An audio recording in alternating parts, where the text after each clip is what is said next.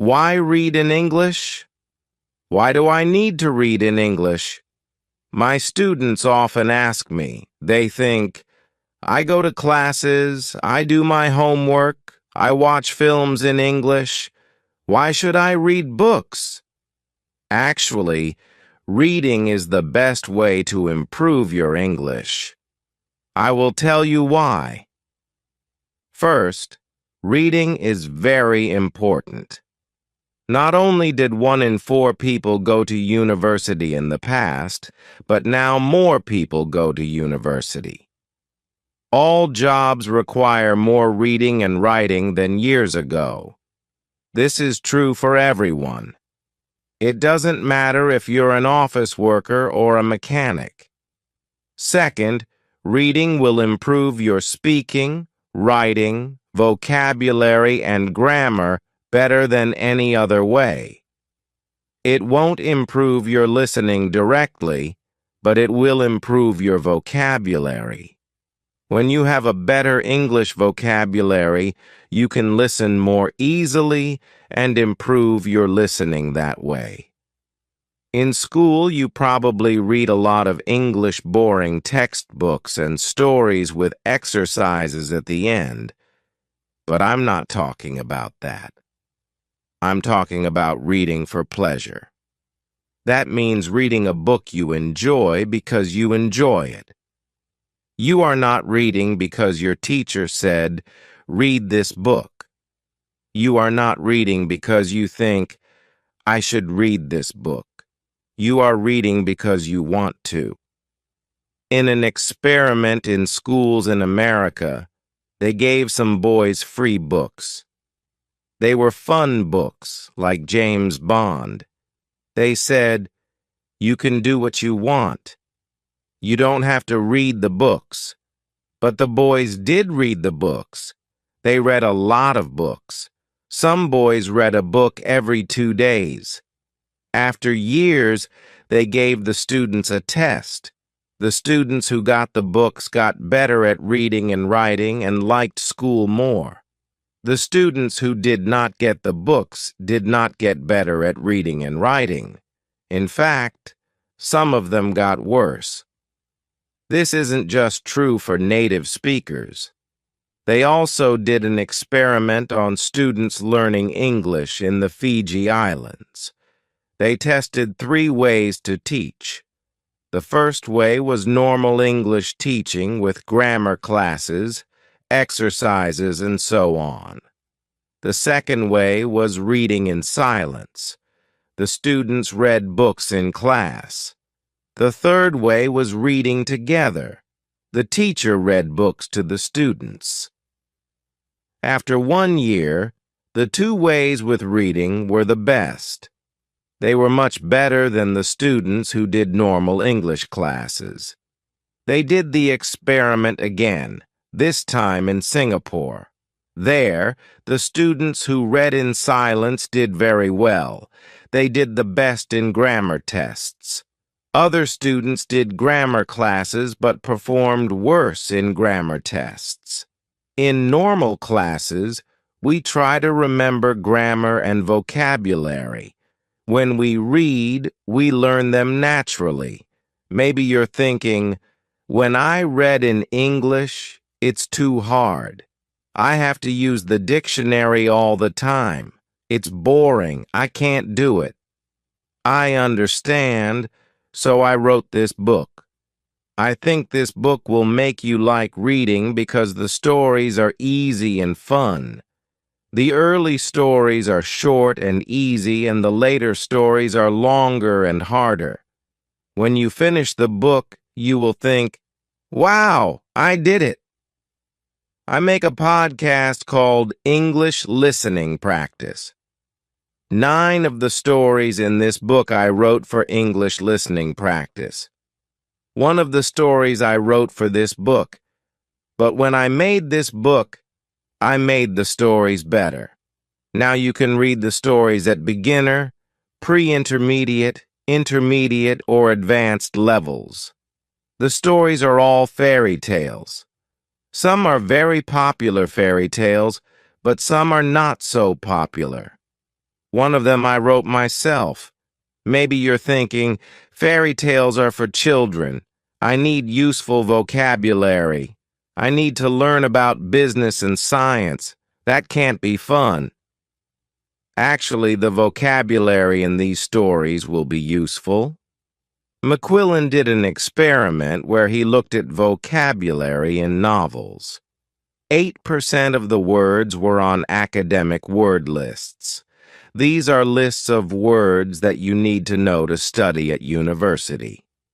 Rolls and Rogers also did an experiment.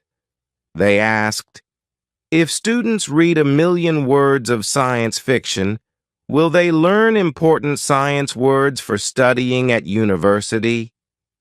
The answer was yes. So yes, fairy tales are useful for you too. But I understand if you still don't believe me. When I learned about all this, I found it hard to believe too.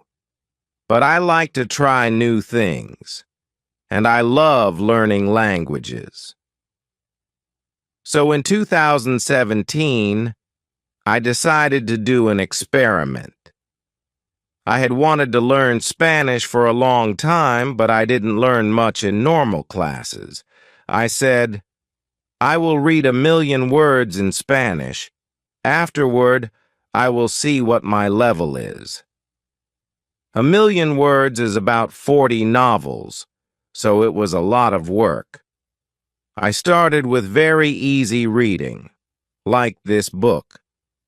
Then I started reading translations of books that I knew in English.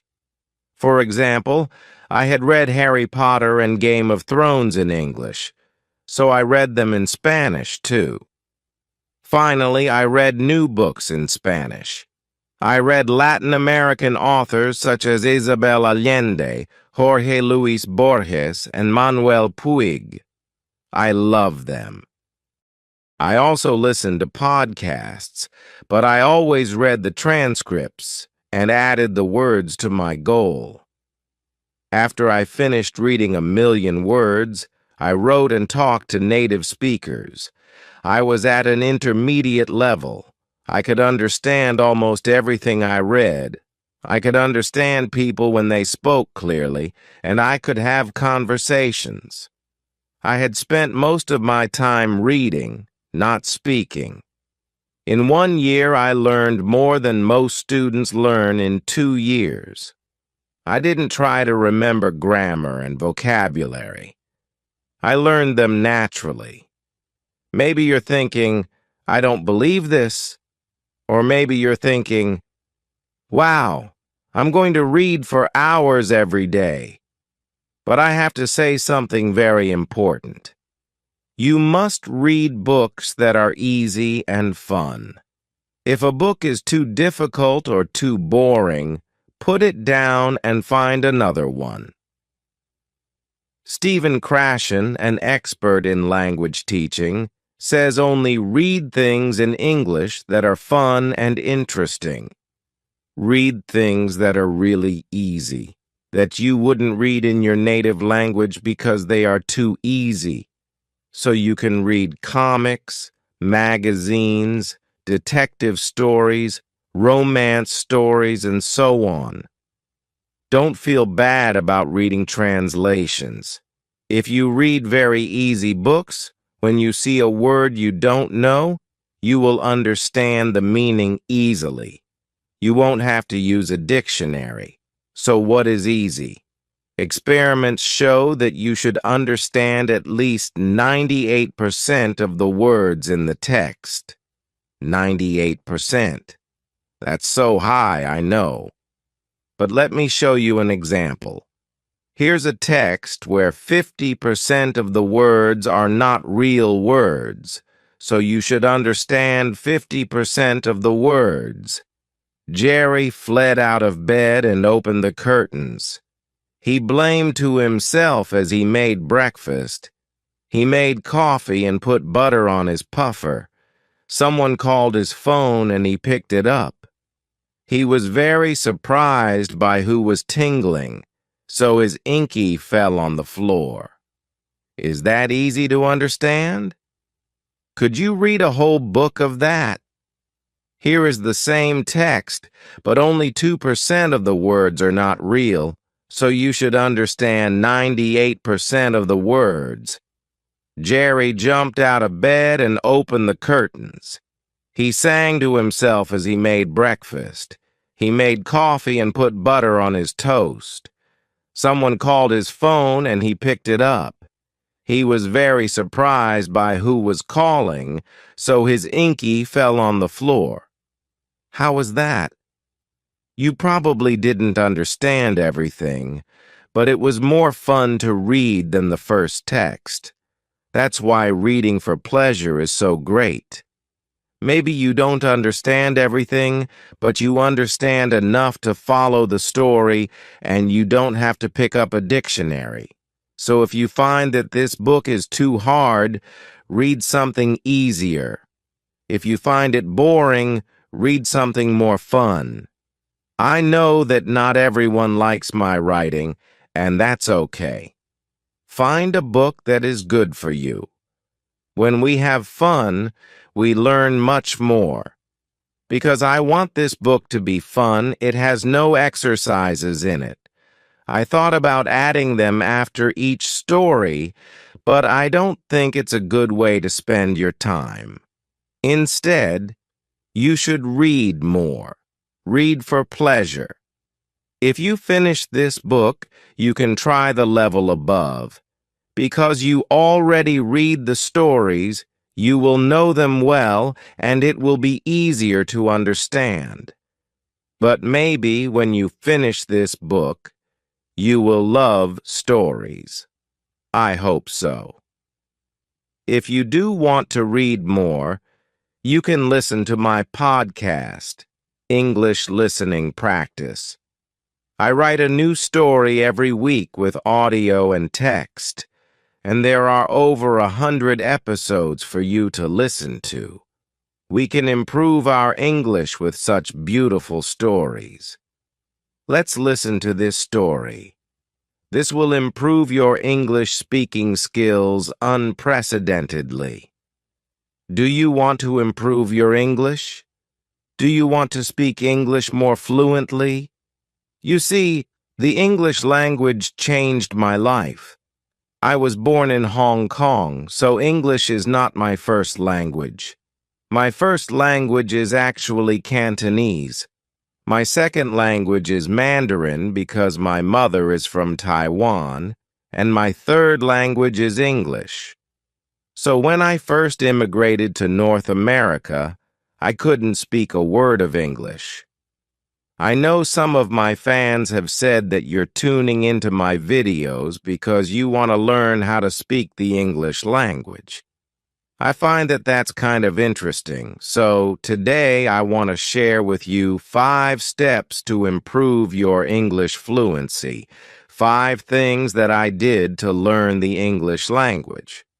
Step number 1 to improve your English. Fluency is actually very simple. Don't give a damn, that's right, don't give a damn.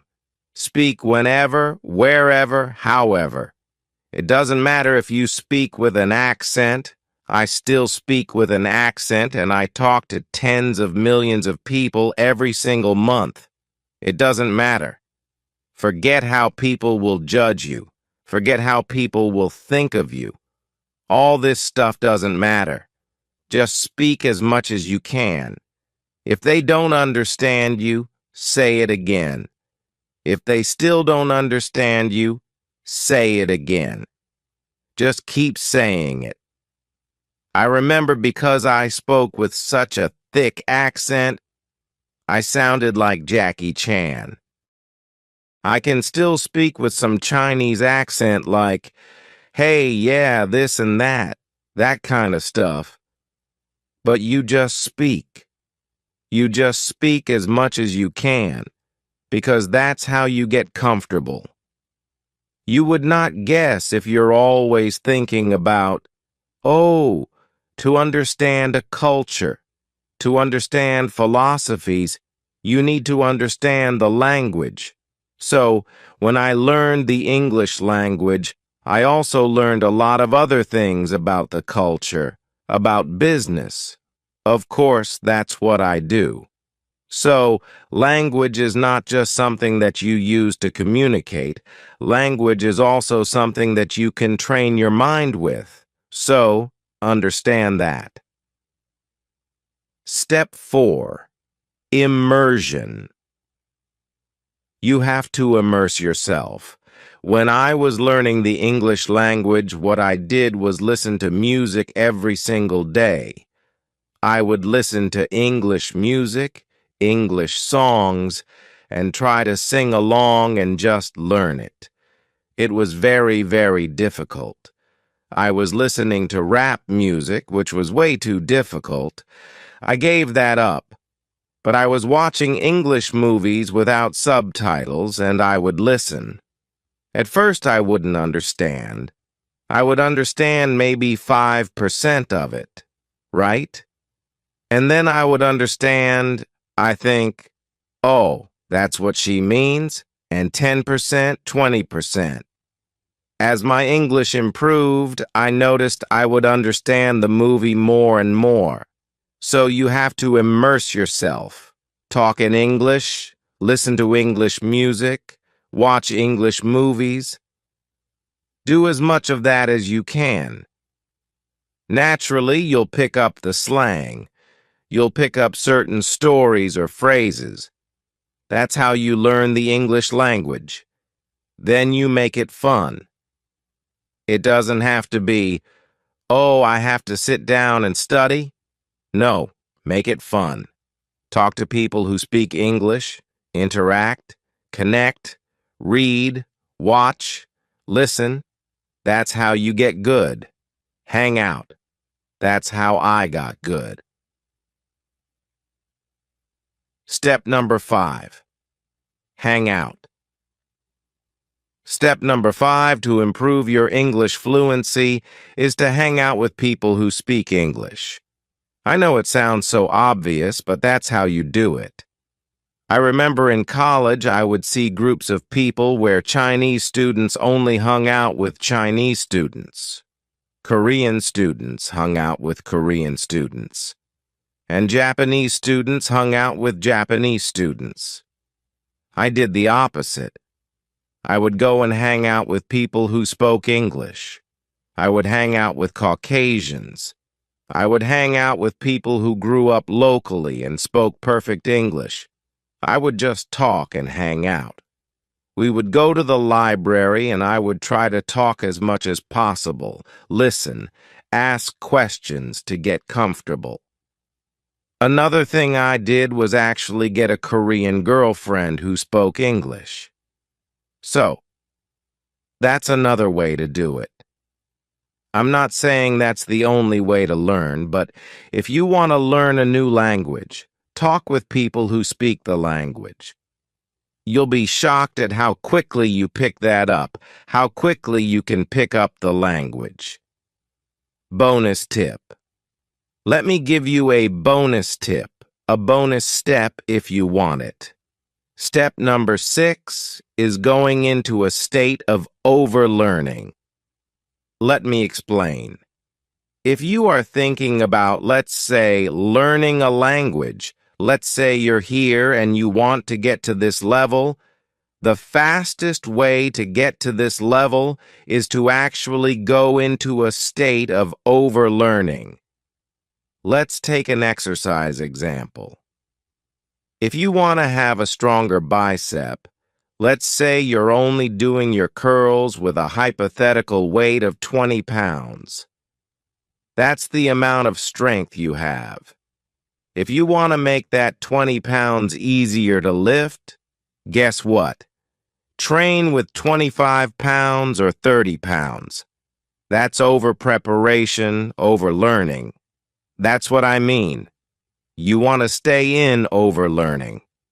So what I did, because I'm in business, not only learning the English language, but also learning how to sell, how to close deals, how to do marketing, was not only for day-to-day communication, but also for something with higher stakes where there was money involved.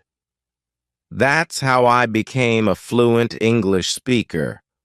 Now, I'm sure that you have had moments in your learning where you have felt like you progressed very quickly. It comes easily, you're motivated, it's fun. But at some point, you hit a wall and you feel like you'll never speak fluently, confidently, and naturally. You are not alone. This feeling of being stuck is often called the intermediate plateau, and I've been there. It can be a comfortable place. You can speak and understand in many situations. But for most of us, it's not enough. We want to enjoy the language as freely as we do our mother tongue, as a native. I've never had the experience of learning English as a second language, so I want to bring you an expert who has successfully done it. Here at Real Life English, if you listen to our podcast, chances are you have already heard me on there. But my story today, I'm here to tell a little bit of my story and how I went from speaking zero English to the level of English I have today. I'm just like you. I'm an English learner myself, and I had to learn English from scratch in my country here in Brazil. I've never been abroad, so I'm going to tell you how I did it, and hopefully that's going to give you some ideas and inspiration for your English journey. But before we get started, make sure you hit that subscribe button and the bell down below, because every week we put out videos to help you speak English with confidence and naturally. So now, let's get started. My story with English began when I was 15 years old. As I told you, I come from Brazil, and at that time I knew zero English. I couldn't speak anything. I couldn't read. I couldn't write. But at 15, something magical kind of happened, because I started to have this desire to become bilingual. I don't know exactly why that was, but the idea of using two languages to communicate and express myself was very attractive to me. I remember also that I looked around me. I saw my family, my friends, my social circle, and I realized that no one knew English. So I started to associate the idea of knowing English with having a better life or having more opportunities. I took an English course, and it was really helpful because I talked to him, and he was kind enough to lend me his old course books. Every semester, his school would change the books, so the books that he wouldn't use anymore, he would lend them to me. That's how I started. I began by studying with old course books from my friend and a grammar book that he had lent me. I was studying by myself with those old books, and I remember that I was really fascinated. English was always interesting to me. I always loved the language, but I was then actively studying it. I was reading stuff in English, copying stuff from the book that I saw, and I was already very excited because I was using another language to write, communicate, or express myself. My speaking was really, really bad at that time. I couldn't speak yet. Even though I grew up kind of watching movies with my parents in English and listening to music in English as well, I didn't have my speaking skills developed yet. I remember that I would try to read stuff out loud from the books I was studying with, and it was a disaster. The words wouldn't flow. I had no idea how to pronounce certain words. For example, loud was really bad and frustrating, but I kept going because, at the end of the day, that was all I did for pretty much 3 years, from 16 to 17. Most of the time, I would study with books, and that was the first step. The mistake I made, and I'm here to tell you this, is that I took way too much time, too long, to start speaking. You don't want to do that. At that time, 25 years ago, it was much more difficult to find people to practice speaking with, so I just studied with books. But nowadays, we have so many more cool resources, like apps. Speaking of apps, I can tell you about the Real Life English app. As you probably know, with the app, you can have conversations with people from all around the world at the touch of a button. Plus, you can listen to our podcast there and access the transcripts. It's just amazing. So, if you haven't downloaded the app yet, make sure you do that, because it is one of the resources that, for example, I wish I had when I was learning English and trying to improve my speaking 25 years ago. My first job. Then something magical happened in my life. When I turned 18, I started working. And I have to say that my work experience, the jobs I've had in my life, was crucial in my English development, especially the speaking and listening skills. Let me explain. My first job was at a drugstore where I worked as a cashier. But there was something interesting about that drugstore. The peers would see me at lunchtime, kind of eating and studying at the same time. So, pretty quickly, I became the English guy at the drugstore. Every time a foreign customer came in, I was the one to be called.